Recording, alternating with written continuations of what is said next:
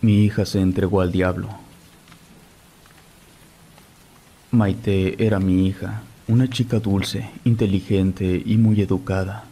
Mi mujer la tenía muy consentida. Yo, la verdad, siempre fui un poco distante. Me la pasaba trabajando de lunes a domingo. Mi infancia tuvo escasez y no quería que mi hija pasara por lo mismo. Me perdí su primera comunión, el bailable de la primaria y también su cena de graduación. Nunca la llevé a la secundaria. Era mi hija, pero en realidad era una completa extraña para mí. Sé que hay muchos padres que pasan por la misma situación que yo, y sé que cuando los hijos crecen su relación se compone. Sin embargo, en mi caso hubo un problema. Mi esposa falleció durante un accidente de auto mientras iba a recoger a mi hija a la preparatoria. Fue un conocido el que me avisó. El choque fue cerca de un negocio donde mi mujer y yo solíamos ir a cenar de vez en cuando.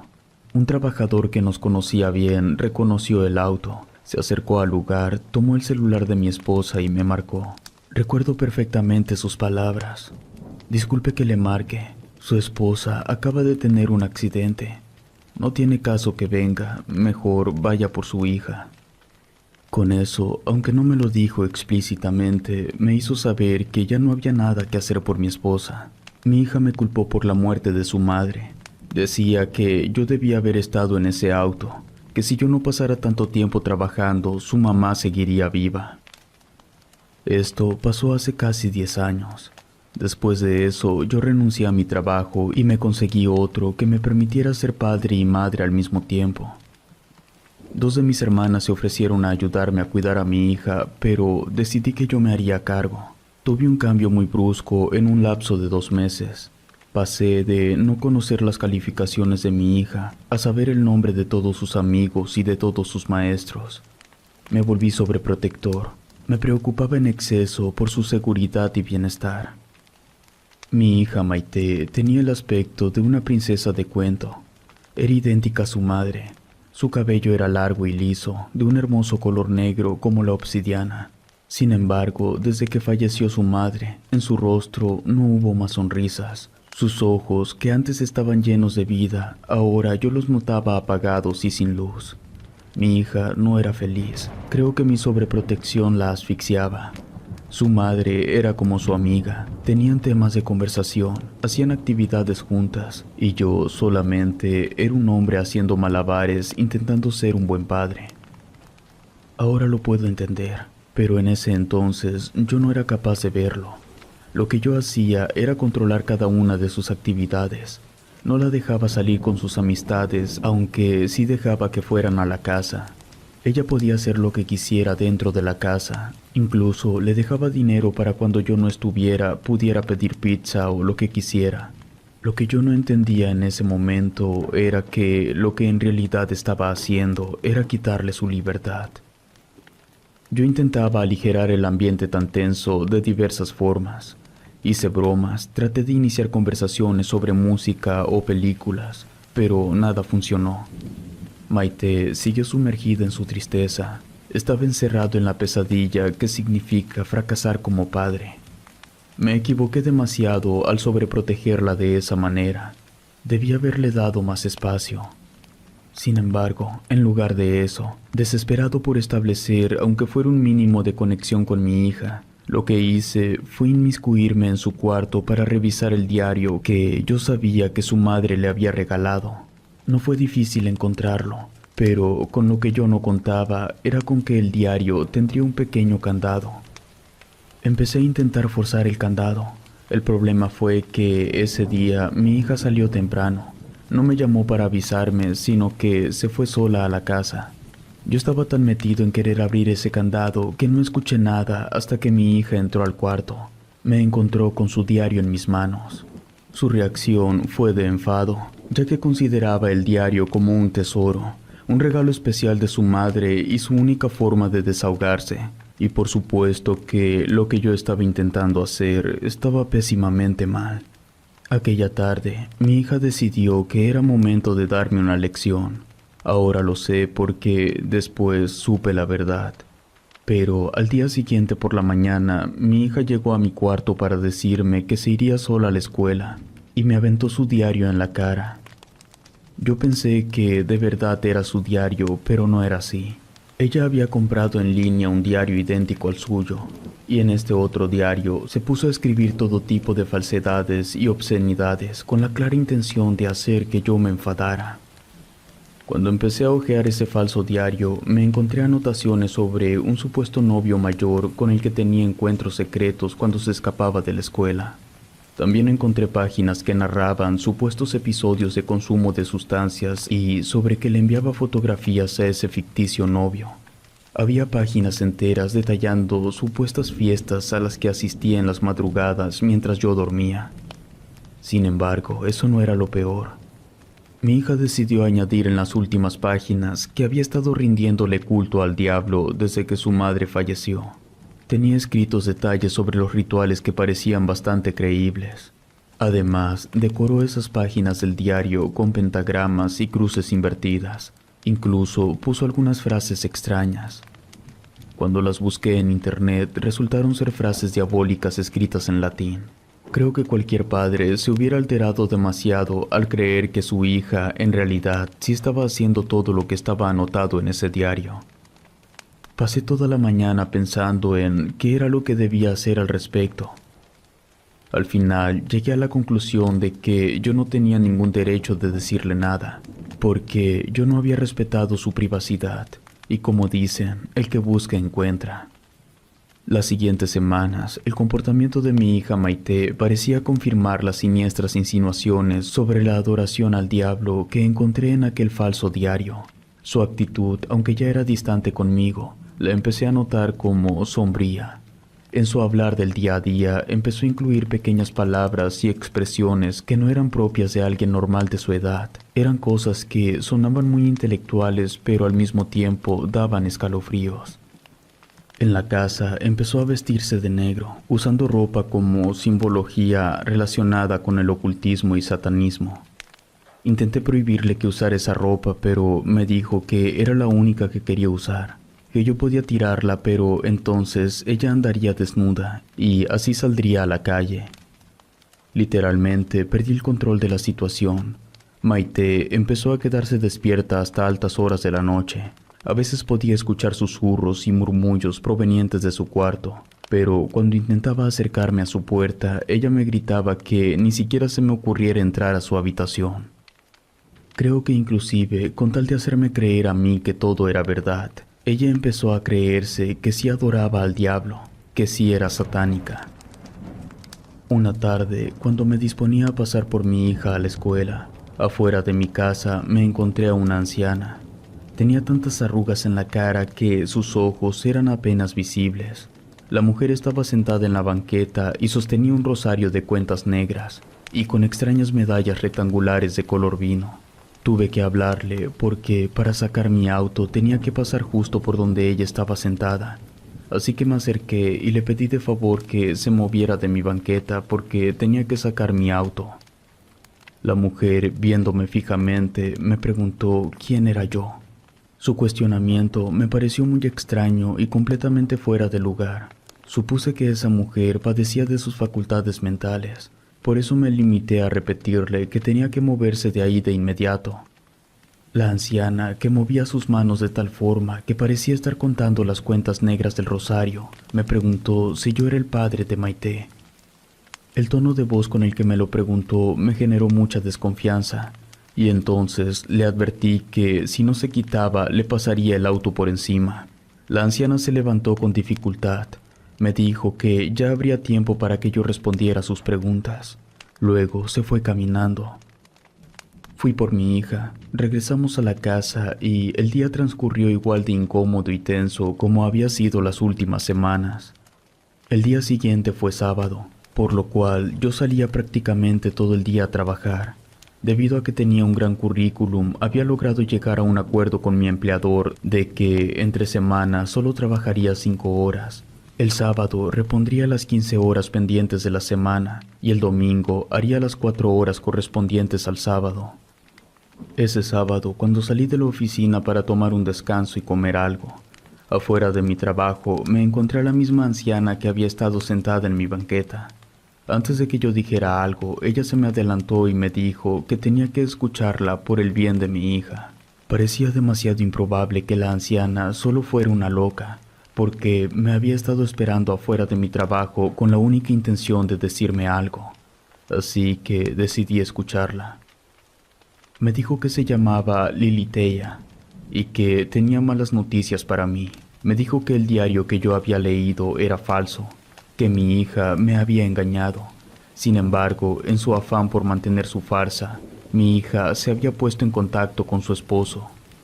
Eso no le generaba una molestia porque mi hija no era la primera que acudía a su esposo. El problema era que si su esposo decidía ponerle atención a mi hija, ella estaría muerta. Yo no entendía nada de lo que me estaba diciendo, pero le aclaré que no debía amenazar a mi hija porque no dejaría que le pusiera una mano encima. La anciana se rió. Me dijo que ella no le haría nada porque a ella no le interesaba lo que mi hija buscara de su esposo. Era él quien la mataría. Luego de decirme eso, la mujer caminó para cruzar la acera de enfrente. Iba a media calle cuando, alzando la voz, le pregunté quién era su esposo. En eso, ella se volteó y me habló, pero por más extraño que pueda sonar, escuché su voz justo en mi oído. Lo que me respondió fue: el diablo. Luego pasó un auto justo sobre ella. Debería haberla atropellado, pero la anciana se desvaneció frente a mis ojos antes de que el auto la tocara. No podía creer lo que acababa de suceder. Hasta el hambre se me quitó. Regresé a la oficina y continué trabajando. Completé mis 15 horas, como siempre, a las 11:30 de la noche. Mientras conducía a casa, iba pensando en las palabras de la anciana. No había entendido ni la mitad de lo que me dijo, pero ella parecía saber perfectamente de lo que me estaba hablando, además del hecho de que la mujer desapareció frente a mis ojos. Cuando estuve de vuelta en casa, encontré todas las luces apagadas, cosa que no era normal, porque mi hija siempre le tuvo un poco de miedo a la oscuridad. Por lo tanto, siempre tenía al menos 2 focos encendidos. Ya como mínimo, encendía el foco del baño y dejaba la puerta abierta. Por eso, de inmediato supe que algo no andaba bien. Cerré la puerta y moví el apagador que estaba a mi derecha solo para comprobar que hubiera luz. Y sí, en cuanto moví el apagador, el foco de la sala encendió. Grité el nombre de mi hija mientras dejaba mis cosas en el sillón, pero no obtuve ninguna respuesta. Seguí repitiendo el nombre mientras caminaba apurado hacia su cuarto. Golpeé la puerta, pero nada. Moví la perilla para abrir, pero tenía seguro por dentro. Rápidamente fui a la cocina por una cuchara y la usé para abrir la puerta. Ya le sabía el truco, no era nada complicado.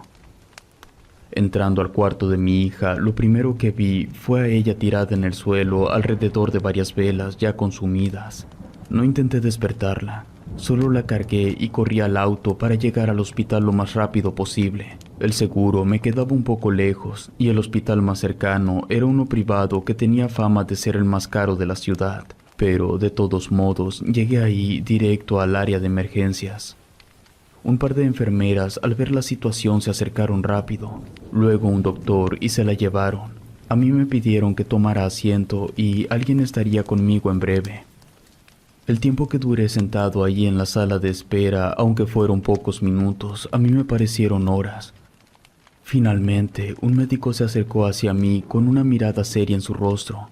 Me pidió que lo acompañara al comedor. Ahí, el doctor se aseguró que no hubiera nadie cerca que pudiera escuchar, y luego me explicó que Maite había recobrado la conciencia, pero su comportamiento era extremadamente inusual y preocupante. La habían tenido que llevar a otro piso, a un cuarto más óptimo. Yo, muy nervioso, le pregunté a qué se refería. El doctor me describió los síntomas que había presentado mi hija en cuanto despertó. Eran risas y llantos descontrolados que se entremezclaban, movimientos espasmódicos y delirios. Añadió que tenía un comportamiento agresivo. Había intentado rasguñar y morder a una enfermera. Por eso ya la tenían atada. La querían sedar, pero no respondió a la anestesia. Le pregunté al doctor si podía verla y me respondió que sí, pero tendría un impacto muy fuerte. Me hizo el comentario que si padecía del corazón o de la presión, lo mejor era que no la viera hasta que se estabilizara. Yo le dije que estaba bien. El doctor me acompañó a Ventanilla para que completara el registro de ingreso de mi hija y luego ya fuimos al cuarto donde la tenían. En el camino, el doctor me preguntó si nunca antes ella había tenido un episodio parecido. También quiso saber si en la familia había antecedentes de padecimientos mentales. Inclusive preguntó si recientemente había pasado por alguna experiencia traumática. Lo que le dije fue que mi Maite siempre había sido sana, que nadie en la familia había sido diagnosticado con algo de ese estilo, y que lo único que había pasado era la muerte de su madre, pero de eso ya habían pasado meses. Cuando llegamos a la habitación, en efecto, mi hija estaba amarrada mientras luchaba por liberarse. Le pregunté al doctor cómo era posible que mi hija se hubiera puesto así de la nada. Él me respondió con términos médicos irrepetibles, pero según lo que entendí, dijo que era probable que mi hija se hubiera dado un golpe muy fuerte en la cabeza, tanto como para causar una lesión cerebral, lo que, en el peor de los casos, solía causar cambios de personalidad y comportamiento hostil. Fue como un balde de agua fría. Mi hija corría el riesgo de quedarse así para siempre, y yo ni siquiera entendía por qué. Intenté acercarme a mi hija para hablarle, pero ella estaba vuelta loca. No parecía conocerme, así que mejor salí de la habitación y volví a la cafetería. Necesitaba un café. Cuando hice el registro de mi hija, como el servicio ya era de un cuarto propio, la señorita de Ventanilla me entregó un vale que, al mostrarlo en el comedor, podía servirme lo que yo quisiera sin que pagara, porque ya lo incluía en lo que me iba a cobrar el hospital. Con café en mano, fui a ver lo que tenían y pedí algo ligero, solo para comer rápido y pasar toda la noche con mi hija. Apenas había tomado asiento cuando al lado mío se sentó la misteriosa anciana. Rápidamente volteé a todos lados, pero ella me dijo que nadie podía verla además de mí. Me comentó que ya no había nada que hacer por mi hija. Había conseguido la atención de su esposo y ahora no tenía salvación. Me recomendó que subiera con mi hija y que me quedara ahí porque moriría en cualquier momento. Ni siquiera le dije nada, solo dejé ahí el plato y el café y fui corriendo a la habitación donde estaba mi hija.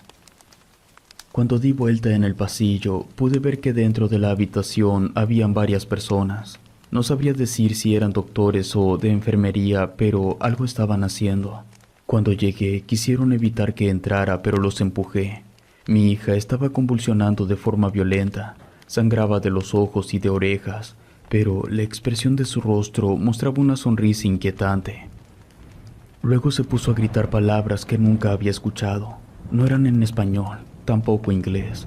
No tengo idea de qué estaba diciendo. Mientras gritaba, podía ver cómo le escurría sangre de los dientes. Todos los que estaban ahí movían aparatos, decían cosas, señalaban para todos lados. Algunos traían jeringas. Yo solo veía cómo mi hija se estaba muriendo. Así que empujé a todos y me acerqué a Maite. Le sostuve la mano. En eso, ella me miró y me dijo, «Papá». Después, el cuerpo se le soltó. Estaba muerta. La sepulté junto a su madre. Durante una semana me quedé a dormir en el auto estacionado afuera del cementerio. No tenía el valor para volver a casa, pero de todos modos tuve que hacerlo. Cuando estacioné el auto sobre la acera en la que había encontrado a la anciana por primera vez, recordé eso que me había dicho afuera en el trabajo. Fui al cuarto de mi hija y encontré su diario, el verdadero, con su candado puesto.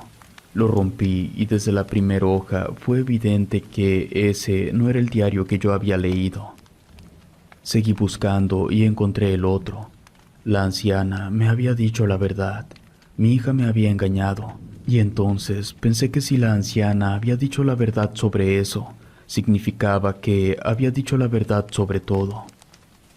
Abrí el diario falso y me fui a las hojas donde Maite había anotado diferentes rituales. Ahí encontré un dibujo que mostraba un círculo hecho de velas y una mujer desplomada en el centro. Era tal cual la escena que yo había presenciado. Las velas, de hecho, seguían estando ahí desde que me llevé a mi hija al hospital. Me puse a leer las anotaciones que mi hija había hecho sobre ese ritual, y decía que la finalidad de ese ritual era llamar la atención del diablo, con la única intención de pedir un deseo. Si el diablo no estaba interesado, no pasaría nada, pero si el diablo hacía caso, cumpliría cualquier deseo a cambio de tomar el alma en cuanto el solicitante comprobara que sí se cumplió su deseo. No había más anotaciones. Solté ese diario y agarré el otro. Me fui hasta la última página. La fecha escrita era reciente. En esa hoja solo había una frase: creo que puedo hablar con mamá. Desvié la mirada del diario y me percaté que dentro del círculo de velas consumidas estaba el celular de mi hija. No lo había visto. Lo tomé, pero ya estaba descargado. Busqué un cargador y luego de un rato que encendió me puse a revisar. Cuando revisé el último mensaje de texto que había recibido, era del número de celular que había sido de su madre. El mensaje decía: ¿por qué lo hiciste, hija?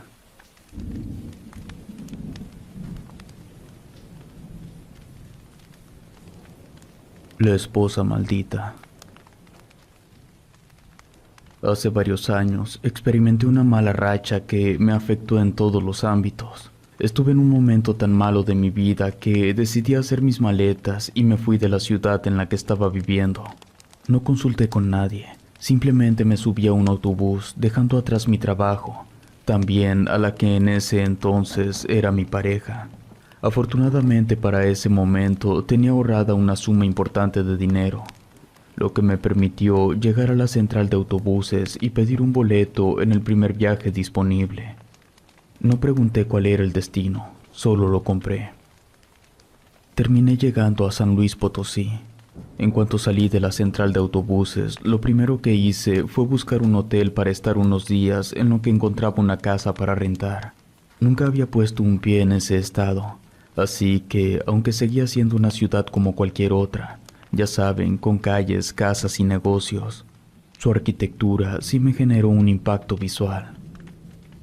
Ya estando hospedado en el hotel, luego de pasar mi primer noche, antes de las 11 de la mañana del siguiente día, fui a desayunar a un pequeño local que estaba frente al hotel.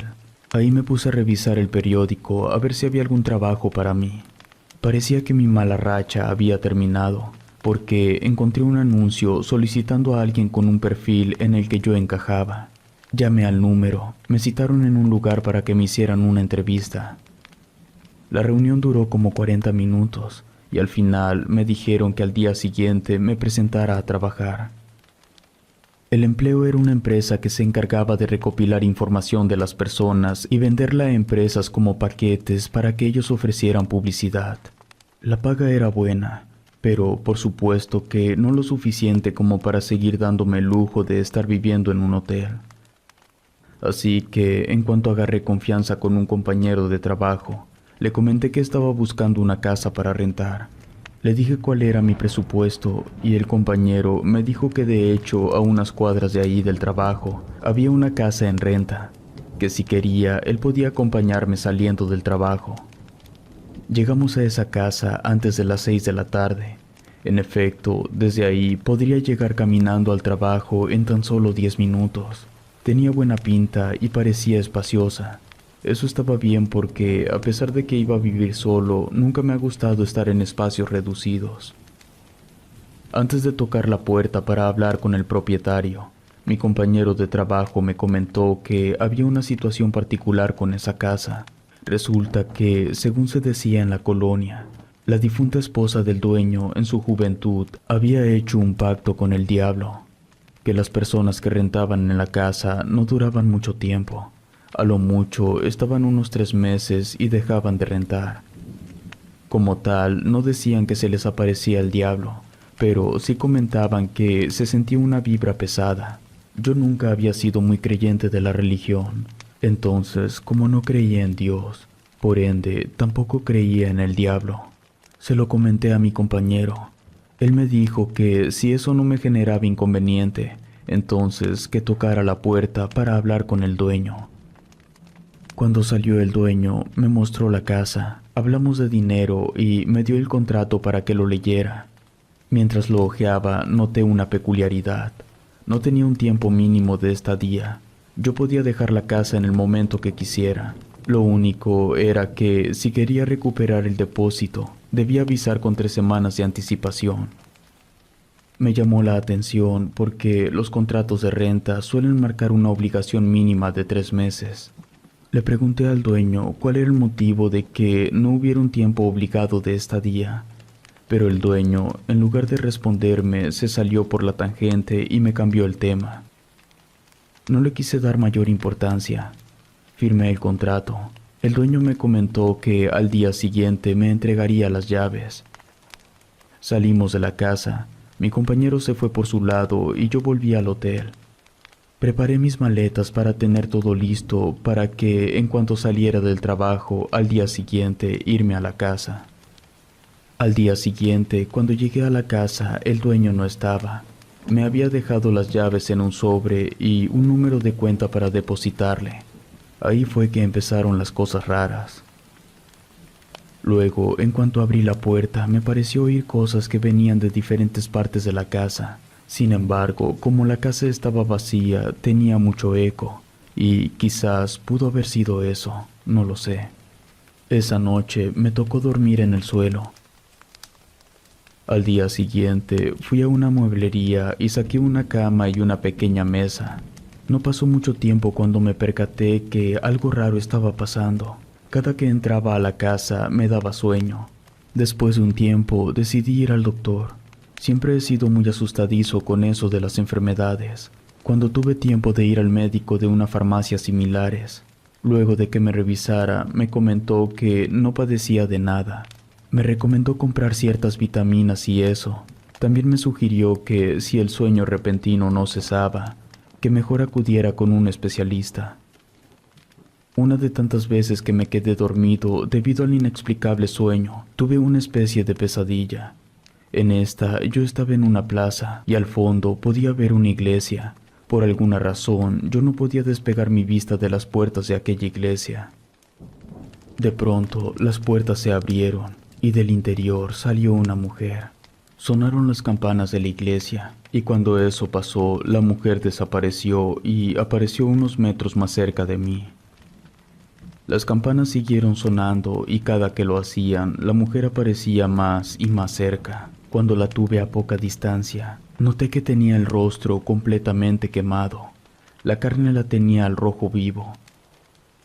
Con la última campanada, la mujer apareció pegada a mi cara. Esto me asustó tanto que desperté sobresaltado. Permanecí sentado al borde de la cama durante un buen rato mientras intentaba borrar de mi mente esa pesadilla para volver a dormir. En las siguientes 4 semanas tuve esa misma pesadilla por lo menos 10 veces. Me desconcertaba mucho tenerla, tanto que se lo comenté a mi compañero. A él también le intrigó un poco que se repitiera la pesadilla. Entonces empezó a hacerme preguntas sobre la apariencia de la plaza y de la iglesia. Con las descripciones que le di, me comentó que esa plaza y esa iglesia eran lugares reales ahí de la ciudad. Él me comentó que, saliendo del trabajo, me llevaría para que comprobara lo que me estaba diciendo. Cuando llegamos, efectivamente, era la plaza que yo había visto en la pesadilla. Caminé hasta pararme en el lugar exacto y volteé hacia la iglesia. Las puertas quedaron frente a mí en línea recta, justo como en la pesadilla. Yo hice una pregunta al aire. ¿Cómo es posible soñar con un lugar que no conocía? Volteé a ver a mi compañero y noté por la expresión en su cara que quería decir algo, pero no se animaba a hacerlo. Después me comentó que antes de que sus padres fallecieran, vivieron en la colonia donde yo estaba rentando, y que por eso él sabía de que supuestamente la difunta esposa del dueño había hecho un pacto con el diablo, porque todos en la colonia lo murmuraban, incluyendo sus padres. En esa historia había más. Me comentó que el dueño de la casa y su esposa solían ir mucho a esa iglesia. Iban mínimo todos los domingos y a veces entre semana. Y según lo que le contaron sus padres, fue precisamente un domingo cuando la gente la vio por última vez. El matrimonio salió de la iglesia terminando la misa. Fueron unos momentos a la plaza y después de eso ya no la vieron. El señor seguía yendo a la iglesia, pero la gente se dio cuenta que él siempre se quedaba hasta el final para hablar con el sacerdote. Fue ahí que se empezó a sospechar que algo estaba pasando con la esposa. Tiempo después, a esa casa llegó un sacerdote que nadie conocía. No daba misa en ninguna iglesia de la ciudad. Pasó toda la noche en el interior de la casa. Al día siguiente se fue y no se supo más de él. A los 2 días se llevó a cabo el funeral de la esposa del dueño de la casa. Poniendo todas las piezas juntas, surgió el rumor que la mujer había hecho un pacto con el diablo. Lo que me contó mi compañero, la verdad, me dejó pensando. Inclusive, consideré en llamar al dueño para avisarle que dejaría la casa. Pero luego de meditarlo un par de horas, llegué a la conclusión de que, independientemente de que si aquella historia era real o no, a mí no me afectaba como tal. Sí tenía pesadillas, pero solo eso. Un tiempo después, la misma pesadilla me volvió a despertar, pero en esta ocasión ocurrió algo más. Como siempre, yo estaba sentado en el borde de la cama esperando a que el sueño me llegara de nuevo, cuando de pronto escuché unos golpes en la puerta que daba al patio. Lo primero que hice fue agarrar mi celular para revisar la hora. Eran las 2 y algo de la mañana. Todavía no me movía de mi lugar cuando los golpes se escucharon de nuevo. Nunca he tenido armas en mi casa, ni bates, ni nada de eso. Tampoco tendría el valor de armarme con un cuchillo. Simplemente me levanté de la cama y fui caminando despacio hacia la puerta que daba al patio. No tuve el valor de ir a abrirla. Me detuve en la ventana y, con mucho cuidado, moví un poco la cortina para asomarme a ver quién estaba golpeando la puerta. Casi me da un infarto cuando vi que afuera estaba parada una mujer. Ella estaba mirando directo hacia la puerta, por lo cual la vista que yo tenía de ella era de perfil, así que su cabello me impedía verle el rostro. Quiero aclarar que no era una mujer con un vestido blanco que le arrastraba. Ella tenía una blusa de color azul con detalles amarillos, una falda larga de color naranja como con limones.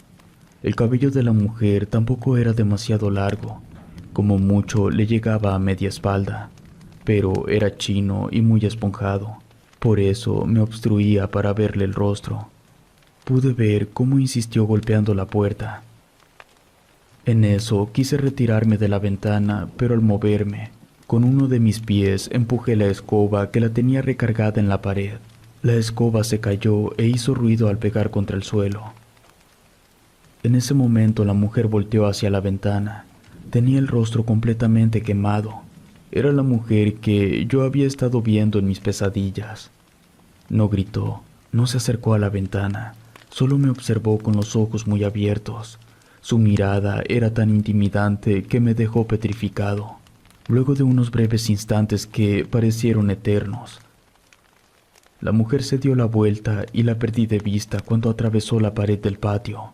De inmediato llamé al dueño. Le pedí que fuera a la casa porque ya me iba a salir. Él no objetó, tampoco me hizo ninguna pregunta. Simplemente me dijo que al amanecer estaría en la casa. Cuando el dueño llegó, yo ya estaba afuera.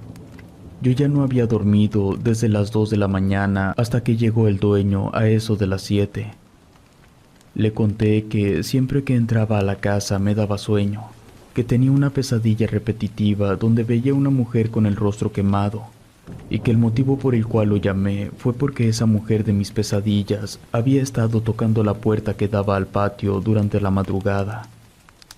El dueño lo único que me dijo fue que, como no había avisado con el tiempo mínimo marcado en el contrato, no podía regresarme la cantidad del depósito, que lo que podía hacer era dividir entre la cantidad de días del mes del dinero que me había pagado y regresarme el monto correspondiente a los días que le restaban al mes. Yo le dije que no me interesaba, que se quedara con el dinero, pero le pedí una explicación. Él suspiró profundo y me dijo que la mujer con el rostro quemado era su esposa, la cual había fallecido muchos años antes. Dijo que ella había cometido un pecado muy grave y que Dios la castigó haciéndola dormir. El señor acudió a la iglesia para intentar obtener ayuda para su esposa, pero aunque sí le otorgaron la ayuda, no pudieron hacer que Dios la perdonara. Lo que la iglesia le sugirió fue que sacara a su esposa de la casa, porque en cuanto el castigo de Dios pasara de ser un sueño eterno a ser la muerte, él sería el siguiente en ser castigado, porque tenía parte de responsabilidad. El señor, que era un fiel devoto, hizo caso a las instrucciones de la iglesia, montó un toldo en el patio y sacó a su esposa. No la abandonó. Él intentó despertarla cada día hasta que ella abrió los ojos, pero en cuanto lo hizo, su cara empezó a arder y murió. El dueño de la casa creía que el castigo que le había enviado Dios a su esposa era más bien una maldición por su pecado tan grande, y esa maldición la condenaba a morir en cuanto abriera los ojos. Y a pesar de que su mujer murió, no se fue de la casa, porque alguien maldito no puede ir ni al cielo ni al infierno. Su maldición la encadenaba a permanecer en la casa, y como había muerto en el patio, su alma intentaba que le dejaran entrar a la casa. Por eso me había tocado la puerta. Lo que me contó el señor me impactó muy fuerte. Le pregunté por qué rentaba la casa si él sabía perfectamente lo que pasaba ahí. Me respondió que le resultaba muy doloroso estar en esa casa, sabiendo que su esposa muerta le tocaba la puerta del patio para que la dejara entrar.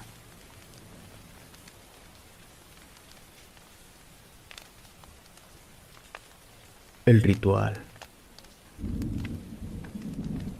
Nací en una ciudad fronteriza, en el estado de Coahuila. Mi papá toda su vida trabajó de cantante. Nunca fue famoso a nivel nacional, pero por lo menos aquí en la ciudad y en las ciudades vecinas, él era el artista famoso, por así decirlo. Hasta tuvo oportunidad de conocer a Juan Gabriel. Evidentemente, yo quería seguir los pasos de mi padre, pero cuando fui creciendo y llegué a mis 15 años, me quedó muy claro que me había tocado la genética de mi madre. Es decir, yo no tenía ni el más mínimo talento para cantar por más que lo intentara. Así que, decidido a dedicarme al arte, fui intentando diferentes cosas hasta que descubrí que era bueno para el baile. Me apegué a eso. Con el paso de los años me uní a un grupo. Ganamos algunos concursos en diferentes partes de la República. Nos contrataron para algunos eventos y yo fui juntando el dinero. Al paso de 6 años junté suficiente dinero. Mi papá me regaló un terreno que tenía y con el dinero que había juntado, construí un pequeño salón de eventos. Ese sería mi negocio. Por lo del grupo de baile había conocido a mucha gente. Mi papá tenía muchísimos amigos por lo de la cantada, así que clientes no me iban a faltar. Por un buen tiempo el negocio funcionó bien. El salón no era para eventos muy grandes, cabían como mucho 100 personas. Pero eso resultó ser una ventaja porque, como el precio era muchísimo menor que el de un salón de eventos convencional, mis clientes era para hacer bingos, posadas, eventos de estudiantes, cosas pequeñas. Tenía por lo menos 10 eventos por mes. No me podía quejar. Hasta que llegó un evento diferente a todos los demás que había tenido antes. Una persona me contactó para decirme que quería el salón por motivo de querer celebrar unos 15 años. Esas suelen ser fiestas muy grandes, porque no solo se invita a la familia, sino que también se invita a la familia de todos los que cooperan para la fiesta. Le comenté a la persona que el salón no era muy grande, y lo cité para que lo viera. El día acordado llegó el señor al salón, lo vio y dijo que sí, que quería rentarlo para los 15 años de su ahijada. Pregunté si el vals sería muy ostentoso, porque en caso de ser así, tendría que ampliar el espacio central, lo que implicaría retirar por lo menos 4 mesas, lo que reducía la capacidad de 100 a 60. El señor dijo que no había ningún problema con eso, que ellos no eran de la ciudad, por lo tanto no tenían muchos conocidos. Si podían meter a 60 personas, estaba bien. En ese mismo momento me dio el pago completo. Acordamos la fecha y se firmó el contrato. Antes de irse, el señor me pidió un favor. No podía negarme si ya me había dado todo el dinero. El señor me anotó un número de teléfono. y me dijo que, faltando un mes para la fiesta, llamara para avisar que el salón ya estaba apartado. Es que era una sorpresa y no le había dicho a sus compadres que él pagaría el salón. Me pareció un buen gesto y quedé de atender su solicitud. Faltando un mes para la fecha, marqué el número que me dejó anotado. Contestó una señora. Le comenté que era el dueño del salón tal y que le llamaba para avisarle que en X fecha podían acudir a celebrar los 15 años de su hija porque el padrino ya había pagado el salón.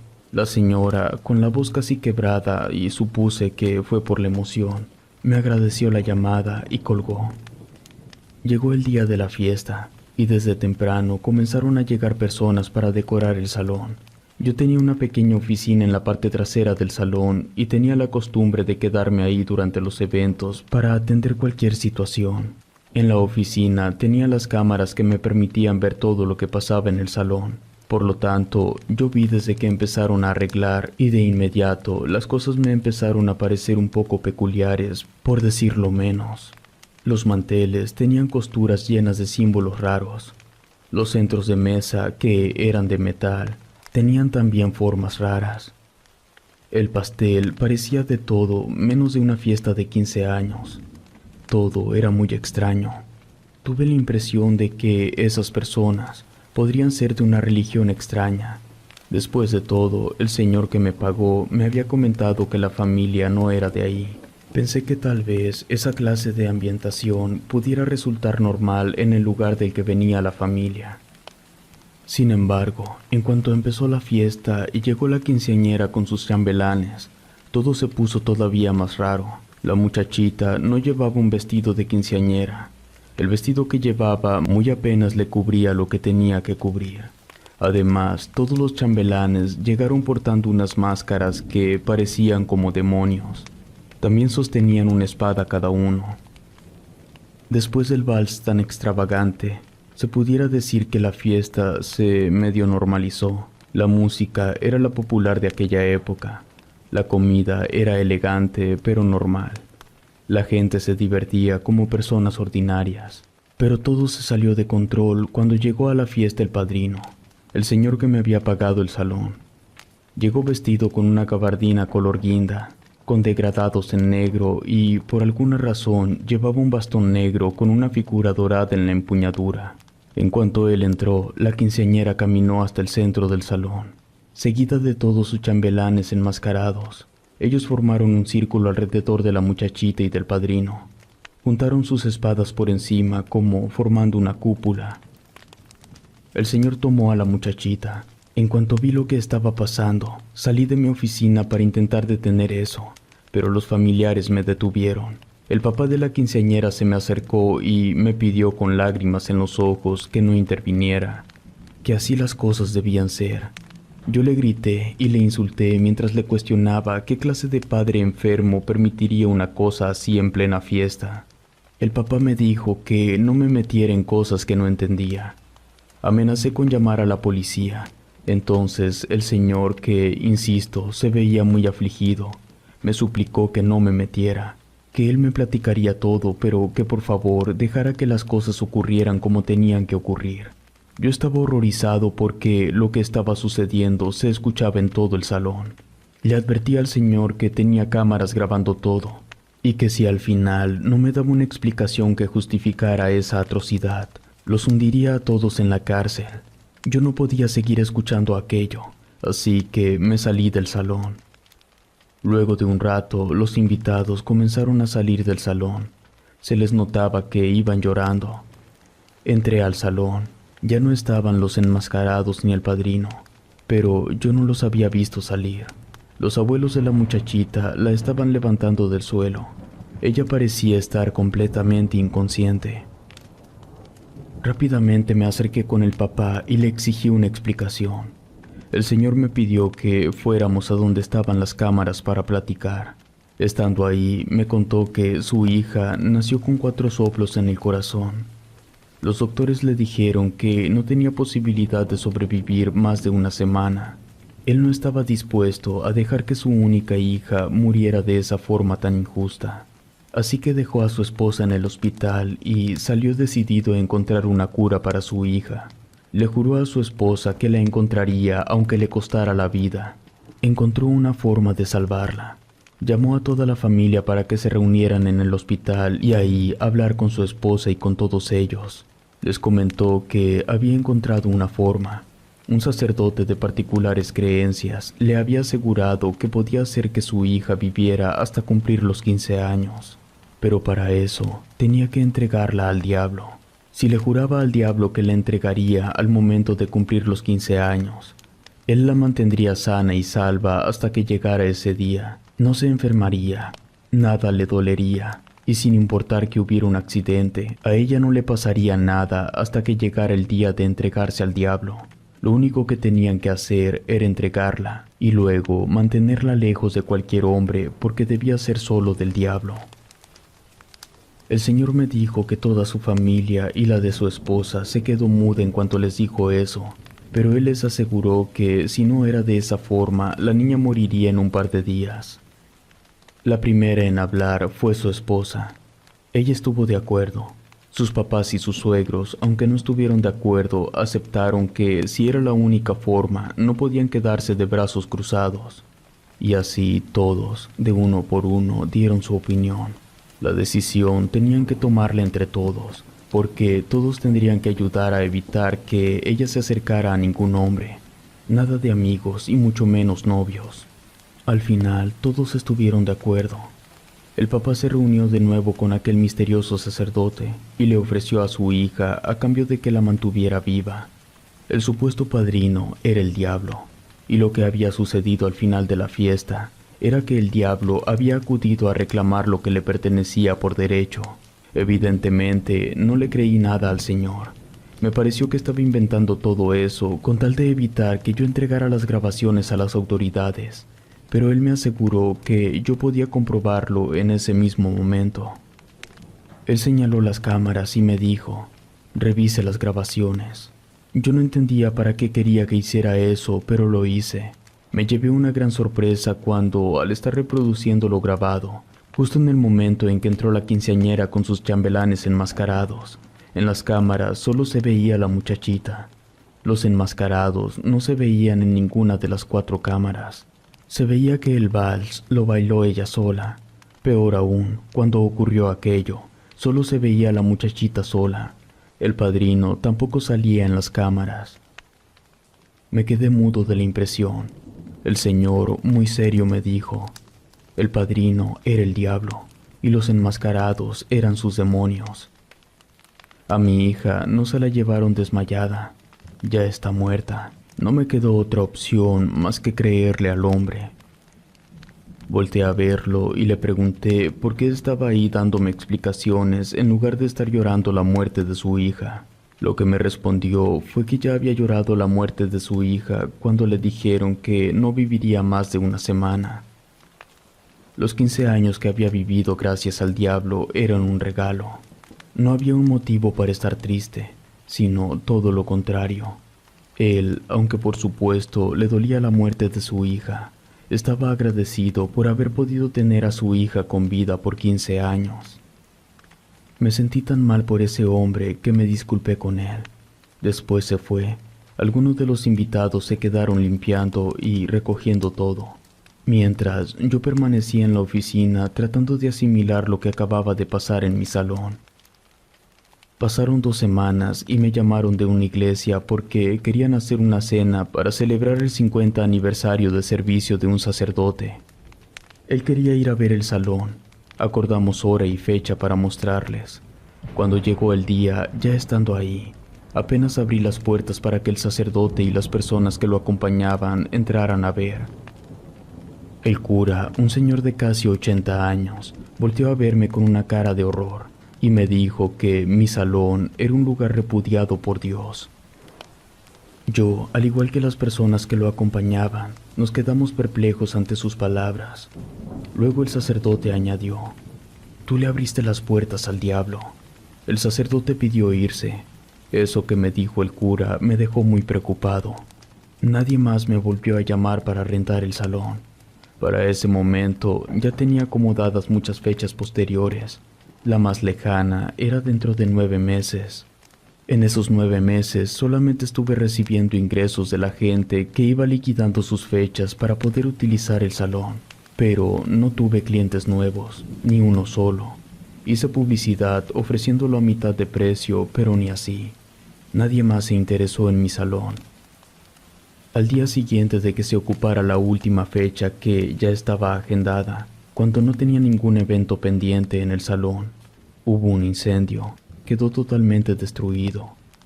Creo que mi salón quedó maldito después de esos 15 años.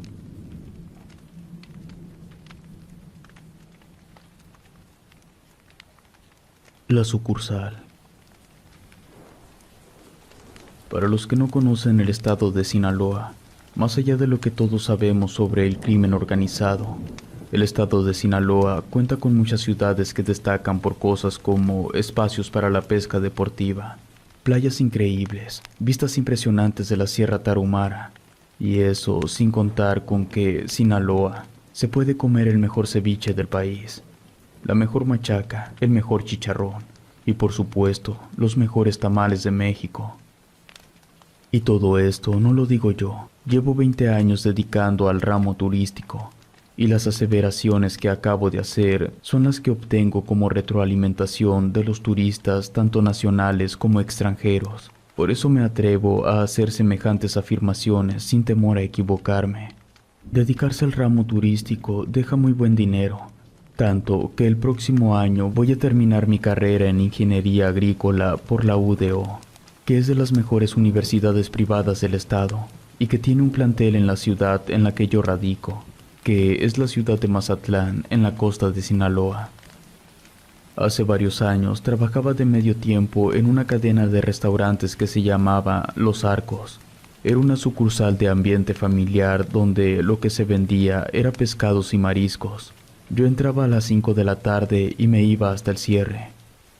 El lugar cerraba sus puertas al público a las 10 de la noche, por lo cual los trabajadores nos terminábamos yendo a eso entre las 11 y las 12 de la noche. Me acuerdo que entré ahí porque una muchacha que me gustaba trabajaba en ese lugar, y digamos que fue lo que se me ocurrió para pasar tiempo cerca de ella, y así tener aunque fuera una oportunidad, porque siendo honesto, ella estaba fuera de mi liga.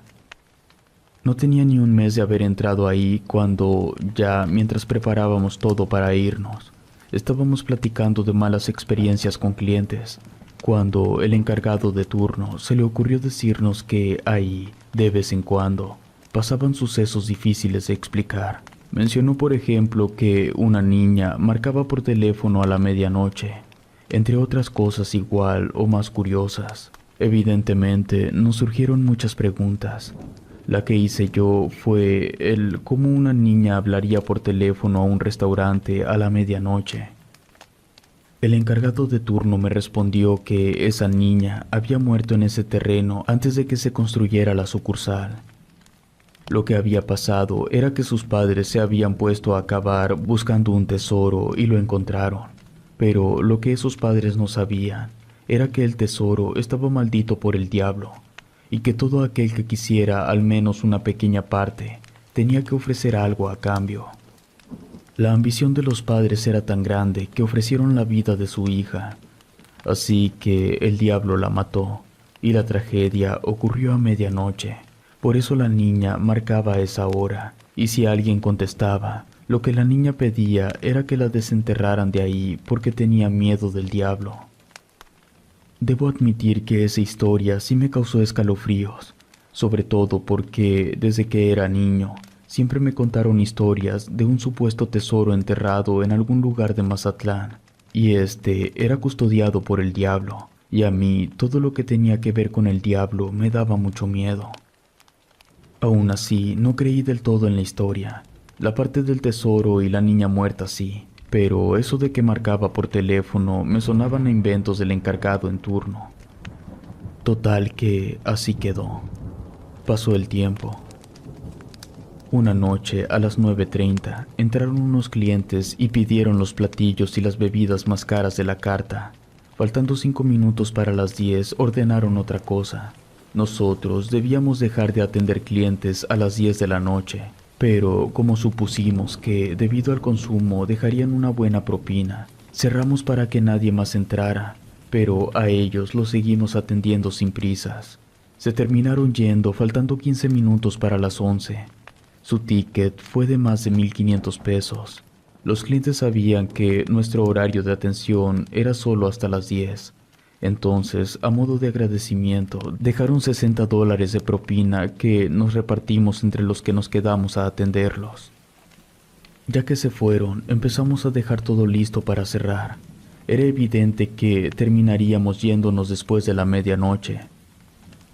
Para sorpresa de todos, incluyendo para el encargado de turno, a las 12 en punto sonó el teléfono. Nos quedamos mudos. La muchacha que me gustaba era la más aventada de todos los que estábamos ahí. Dijo que iba a contestar. Nadie alegó nada. Ella fue al teléfono y contestó. Colgó en menos de 2 segundos.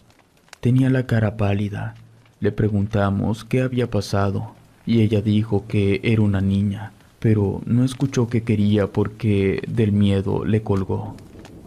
El encargado de turno le dio una Coca-Cola para que se tranquilizara. También comentó que ya había pasado por lo menos 1 año desde que alguien estaba en la sucursal a medianoche.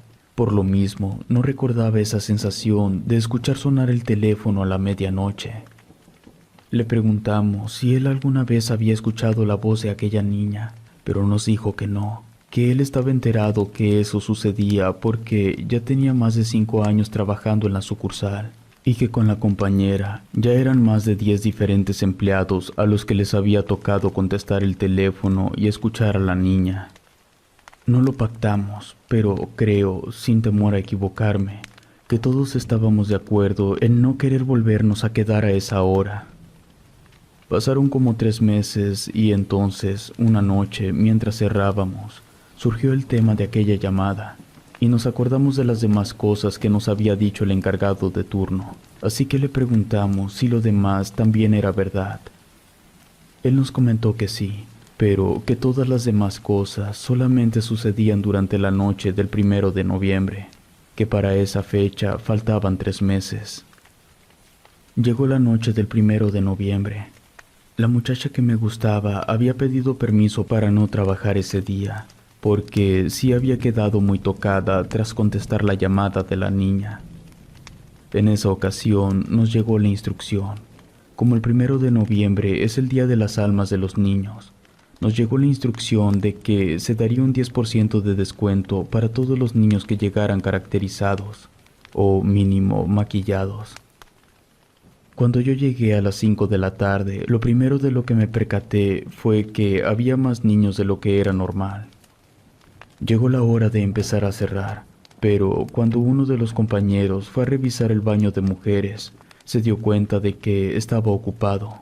Ya no había ninguna mesa ocupada y no recordábamos a ningún cliente que hubiera acudido solo al restaurante, pero supusimos que quizás lo estaban esperando afuera y que no tardaría en salir. Así que ahí lo dejamos y nos pusimos a hacer lo demás. Al paso de 15 minutos, la persona no salía del baño. Sabíamos que el baño estaba ocupado porque solo se podía cerrar por dentro. Tocamos la puerta, pero nadie respondió. Hablamos, pero nada. Entonces, el encargado de turno nos dio la orden de abrir la puerta. Se podía abrir con un destornillador. Cuando lo hicimos, no encontramos a nadie en el interior. De repente se escuchó un ruido, un golpe. Volteamos y había sido una tabla de cortar lo que había caído al suelo. Alguien fue a levantarla para colocarla en su lugar, y en cuanto lo hizo, se cayó un sartén. Todos volteamos a vernos sin decir una sola palabra. El gerente miró su reloj. Apenas eran las 11 y pico. Nos pidió que no entráramos en pánico, que mejor nos apuráramos a terminar para irnos antes de que sonara el teléfono. Optamos por dejar el sartén tirado y levantarlo hasta que ya no faltara nada por hacer. Para las 11:30 ya nos íbamos a ir, así que alguien fue a poner el sartén en su lugar, pero en cuanto lo hizo, un foco reventó. En breve, lo siguiente que ocurrió fue que la puerta del baño de mujeres se cerró de golpe. Todos volteamos hacia la puerta la cual se volvió a abrir y el foco del interior empezó a parpadear muy rápido. Entre tantos parpadeos de la luz, por un instante nos pareció ver que en el interior del baño estaba una niña. El encargado de turno nos pidió que nos fuéramos hacia la salida, pero cuando él metió la llave para abrir, esta no giraba. Él intentó con otras 3 llaves, pero ninguna giraba. Entonces sonó el teléfono. Ya habían dado las 12. Yo era el que estaba más cerca del teléfono y no sé por qué lo hice, pero presioné el botón para contestar. Se puso automáticamente en altavoz. Todos escuchamos la voz de una niña que pidió que la sacaran de ahí. Fue todo lo que dijo antes de que se cortara la llamada. Después la llave giró y pudimos salir. Ese fue el último turno que trabajé en ese restaurante.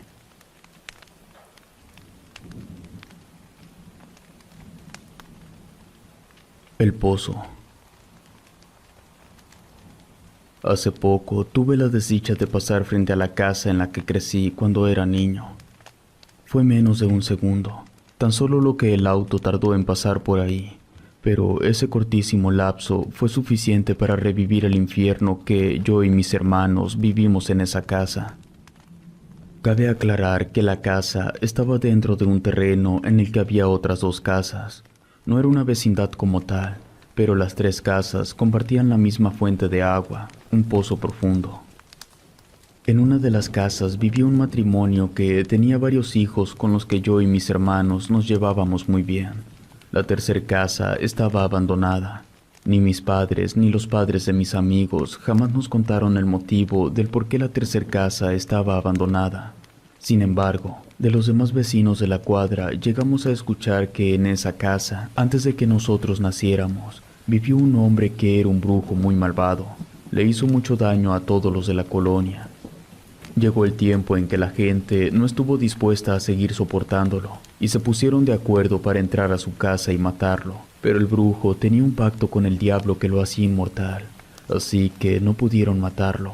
Entonces lo que hicieron fue, ya teniéndolo todo encadenado, lo arrojaron al pozo de agua. Mis amigos, mis hermanos y yo siempre guardamos en secreto que sabíamos lo que había sucedido. Nuestros padres no se enteraron que nosotros sabíamos. Les cuento un poco más de cómo estaba distribuido todo el terreno para que se entienda lo que voy a contar. La entrada al terreno era por unas rejas grandes de color azul que daban paso directo al patio que tenía el pozo de agua en el centro. No se podía pasar de las casas al patio de forma directa. Las puertas de cada casa apuntaban hacia el perímetro del terreno. Saliendo de la puerta había un pequeño espacio que era para tener plantas y para colgar la ropa. Al lado de ese pequeño espacio estaba un pasillo y ese pasillo daba al patio. Todas las tardes mis hermanos y yo salíamos corriendo de la casa, atravesábamos el pasillo y llegábamos al patio donde ya estaban los niños de la otra casa con los que nos poníamos a jugar. Una de las primeras reglas que nos pusieron nuestros padres para dejarnos jugar en el patio fue que no debíamos acercarnos al pozo de agua y que tampoco debíamos aventar nada, porque si ensuciábamos el agua, después nos tendríamos que tomar esa agua sucia. Y si bien si obedecimos eso de no aventar nada al interior del pozo, aquello de no acercarnos nos fue imposible porque éramos niños. Por lo tanto, nuestra curiosidad era inmensa. Y nuestra curiosidad aumentó después de que nos enteramos que, muchos años antes, un brujo había sido lanzado vivo al pozo. Un día que estábamos aburridos, se nos ocurrió acercarnos al pozo para hablarle al brujo y saber si de pura casualidad seguía vivo. Nuestra lógica era que, si según era inmortal por su pacto con el diablo, en teoría debía seguir ahí, todo flaco y débil, pero vivo. No queríamos tampoco hacer mucho escándalo, para que nuestras mamás no se dieran cuenta de lo que estábamos intentando hacer. Estuvimos hable y hable, pero el brujo no respondió. Yo no tengo hijos, pero todos los que sí tengan estarán de acuerdo conmigo en que un niño jamás acepta un no por respuesta. Así que nosotros no íbamos a rendirnos así nada más. Estuvimos pensando qué podíamos aventar al pozo que fuera pesado como para pegarle al brujo, pero que no fuera a ensuciar el agua. Estuvimos pensando por muchos días hasta que a uno de mis hermanos se le ocurrió aventar un pedazo de hielo. A todos los demás nos pareció una buena idea. Solo había un problema. Necesitábamos conseguir mucho hielo. Así que fuimos con el señor de la tienda al que le decíamos Don Cobrón, porque las cosas en su tienda eran muy caras. Fuimos a su tienda y le preguntamos si de pura casualidad no nos podía hacer el favor de poner a congelar una vasija llena de agua y vendernos el hielo. Don Cobrón levantó la ceja y nos preguntó para qué queríamos ese hielo. No supimos qué responderle. Por lo tanto, él intuyó que estábamos planeando hacer una travesura.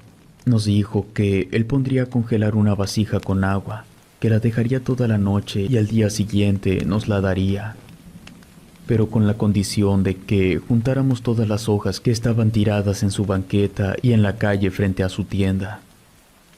Aceptamos el trato. Nos pusimos rápido a recoger todas las hojas y volvimos a nuestras casas. Al día siguiente, regresando de la escuela y después de comer, fuimos todos a recoger el hielo. Llevar el hielo desde la tienda hasta el pozo fue muy difícil, porque el hielo, de tan frío que estaba, nos quemaba las manos, así que nos íbamos turnando cada pocos segundos. Ya que regresamos, nos aseguramos que nuestras mamás no nos estuvieran viendo, y aventamos el enorme pedazo de hielo al interior del pozo de agua. El hielo lo dejamos caer con el cuidado suficiente como para que no golpeara con los bordes. Entonces, cuando escuchamos ese fuerte sonido del hielo rompiéndose debido a que había impactado con algo, supimos que el brujo de verdad estaba en el interior del pozo. El sonido que se produjo fue tan fuerte que nuestras mamás salieron rápido a ver qué era lo que había pasado. Nos encontraron reunidos alrededor del pozo. Molestas, nos preguntaron qué había pasado. Lo que les dijimos fue que estábamos jugando cuando se escuchó un ruido fuerte y nos acercamos para ver. Cuando les dijimos eso, la expresión de ambas cambió de molestia a preocupación. Nos hicieron regresar al interior de nuestras casas. Ya cuando nos estábamos alejando, se me figuró escuchar una especie de ceseo muy leve, pero yo sabía que ese sonido había salido del pozo. Durante la madrugada me desperté para ir al baño. Ya cuando me iba a acostar otra vez, me dio la curiosidad de asomarme por la ventana para ver el pozo, y noté que un tenue destello brotaba del interior. Al día siguiente que nos reunimos en el patio, les platiqué lo que había visto. Creíamos que realmente habíamos despertado al brujo, pero queríamos comprobarlo. El plan ya no era aventar nada, porque si volvíamos a llamar la atención de nuestras mamás, seguro nos prohibirían salir a jugar al patio. Entonces nos pusimos a pensar sobre lo que podíamos hacer. A uno de los niños de la otra casa se le ocurrió golpear la tina con la que los adultos sacaban el agua. Era una buena idea. El sonido haría ruido hacia el pozo debido al eco, pero no se alcanzaría a escuchar mucho hacia afuera. Le dimos unos cuantos golpes a la cubeta y esperamos ansiosos a que el sonido rebotara hacia el fondo del pozo. Cuando el sonido se perdió en el interior, otro ruido salió desde el fondo. El brujo sabía que estábamos tratando de comunicarnos con él. Aquí es importante dejar en claro que nosotros no entendíamos que lo que estábamos haciendo era peligroso. Para nosotros, un brujo era equivalente a la bruja del 71 que veíamos en El Chavo del Ocho. Y eso de que el brujo había hecho un pacto con el diablo, no teníamos ni idea de qué pudiera significar. Era la década de los 70s. Por eso, para nosotros, todo aquello no era más que un juego como cualquier otro. Uno de mis hermanos fue a la casa y trajo una manzana. La metimos en la cubeta y la comenzamos a bajar.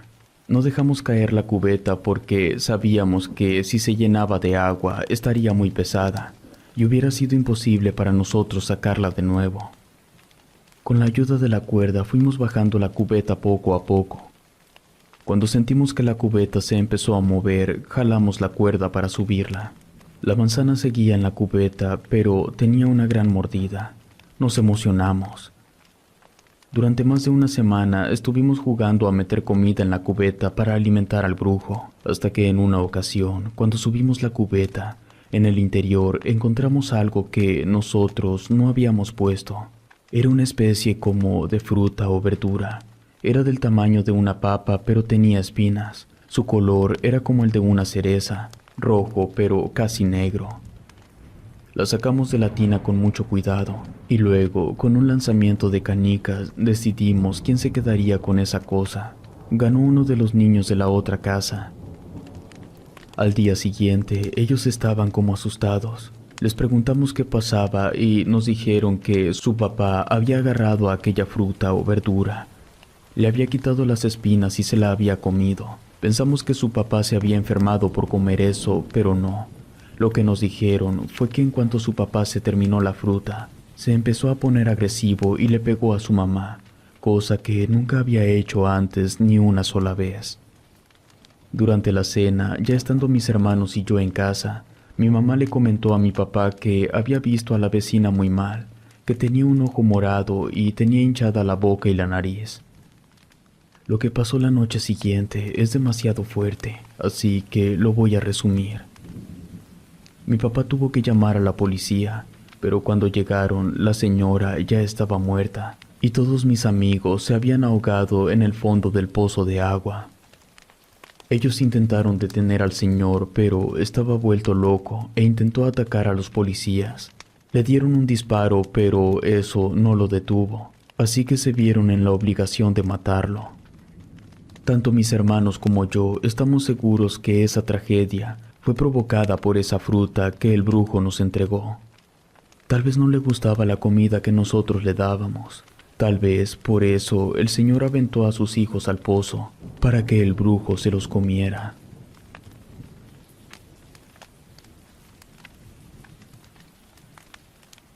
Un mal pacto. Hace algunos años me encontré en el peor momento de mi vida. Perdí todo. No miento cuando digo que estuve viviendo en la calle. Mi existencia había sido un cúmulo de desgracias y desilusiones. Desde que era niño, siempre todo me salió mal. Era el niño gordo y con lentes de la escuela. Todo mundo me molestaba. Por eso ya no quise estudiar la secundaria. Eso fue lo que provocó que no pudiera encontrar un buen trabajo. Así que cuando mis padres murieron, me vi solo en una casa de la que ni siquiera podía pagar los recibos de agua y luz. Estaba en la miseria y la soledad. La esperanza se desvanecía como humo en mis manos, y la desesperación se convertía en mi única compañera constante. Desde lo más profundo de mi desesperación, decidí buscar una solución que pudiera cambiar el curso de mi vida. Ya cuando vivía en la calle, acudí a una iglesia para pedir ayuda, pero el sacerdote se negó a darme tan siquiera un taco. Eso provocó que yo agarrara cierto rencor. No a Dios como tal, pero sí a la iglesia. Así que me vino a la mente pedirle ayuda al otro bando. Tuve la idea de invocar al diablo y pactar con él. Claro que no tenía ni la más remota idea de cómo hacer eso. Así que lo dejé de lado por un tiempo, porque dormir en la calle mientras se pasa hambre y frío no deja mucho tiempo para pensar. Una madrugada, al parque donde me estaba quedando a dormir, llegó un viejo de una apariencia bastante peculiar, porque a pesar de que tenía la apariencia de llevar varios días sin bañarse, aún así se veía elegante. No fino, pero sí elegante. Me preguntó si podía sentarse al lado mío. Yo dudé un poco, pero entonces de su abrigo sacó un bolillo y me ofreció la mitad. Rápidamente me moví para que el viejo pudiera sentarse. Estando ahí, empezamos a platicar. Le conté el cómo yo había terminado en esa situación. Cuando terminé, el viejo me miró directo a los ojos y me dijo que él podía cambiar mi destino, que lo único que tenía que hacer era estrechar con fuerza su mano. Cuando él pronunció esas palabras, pude sentir una brisa fría que movió mi cabello, pero mi deseo de cambiar mi vida era tan grande que a pesar de que tuve un mal presentimiento, no hice ninguna pregunta y estreché la mano del viejo. Puso una gran sonrisa de oreja a oreja y me felicitó. Después se puso de pie y me aseguró que nos volveríamos a ver cuando ya tuviera una mejor vida.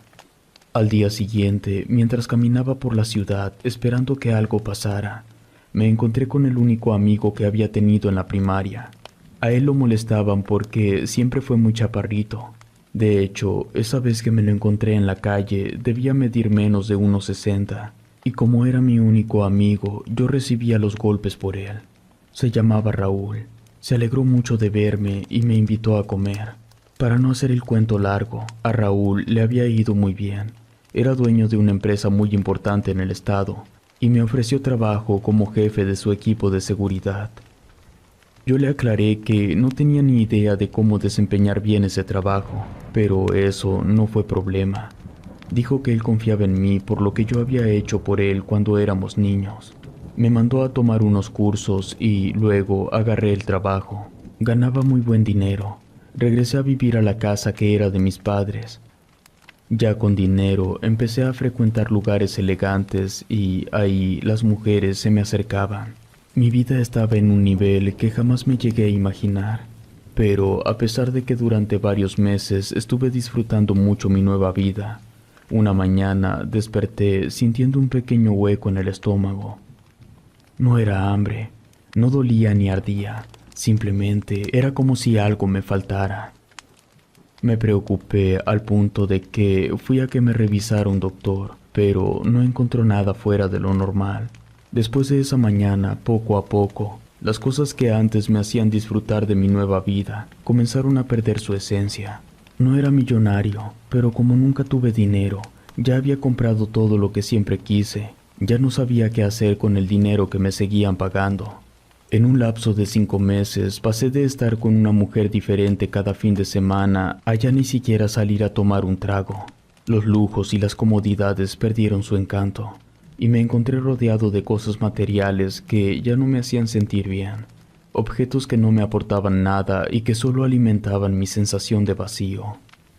Y fue así que, a pesar de vivir en una casa llena de todo lo que cualquier familia quisiera tener, yo me sentía desolado. De hecho, hubo un momento en que ya no dormía en la cama, me acostaba en el piso, porque mi estado de ánimo era el mismo que tenía cuando dormía en aquella banca fría y solitaria del parque. Una de tantas madrugadas tocaron a mi puerta. Cuando fui a abrir, era aquel anciano de apariencia extraña. Lo invité a pasar, le ofrecí algo de comer y una cerveza. El viejo parecía muy contento de verme. Yo ni siquiera entendía cómo había dado con mi casa. Nos conocimos en un parque, no tenía sentido.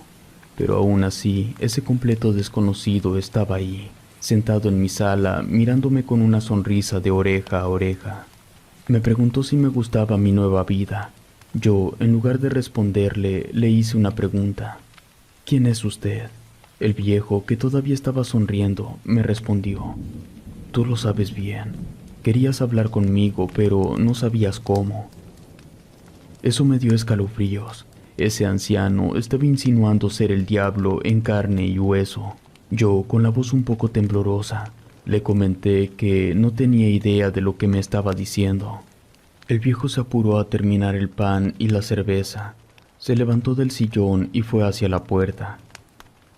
Antes de irse, me dijo que solo me había visitado para asegurarse de que yo tuviera muy en claro que él había cumplido con su parte del trato. Así que, al morir, yo cumpliría con la mía. Luego cerró la puerta y se fue. Creo que debió haber sido obvio desde que llegó conmigo al parque, pero sinceramente nunca me puse a pensar lo que estaba haciendo. Ahora resulta que, sin importar nada, terminaré en el infierno.